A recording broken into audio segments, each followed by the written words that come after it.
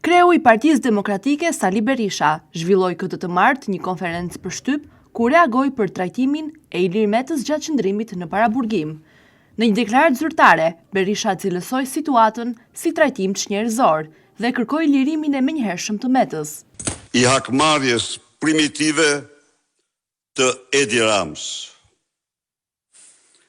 Ish presidenti i Republikës, ish kryetari i parlamentit dhe ish kryeministri i vendit Ilir Meta, aktualisht kryetari i partisë së dytë më të madhe opozitare, Partisë së Lirisë, i burgosur politik, u paraqit dje në sallën e gjyqit, i ndryrë në kafaz xhami, sikur të ishte një terrorist i rrezikshëm, ndonse ndaj tij nuk ekziston absolutisht asnjë provë e faktuar për ndonjë vepër penale.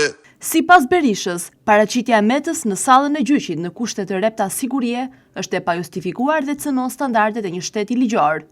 Ai rikujtoi gjithashtu momentin e arrestimit të Metës në tetor të vitit 2024, duke pretenduar se procedura është kryer pa transparencë dhe në kundërshtim me ligjin. Sipas Partisë Demokratike, gjatë periudhës së paraburgimit janë shkelur të drejtat themelore të Metës dhe janë ushtruar presione të vazhdueshme.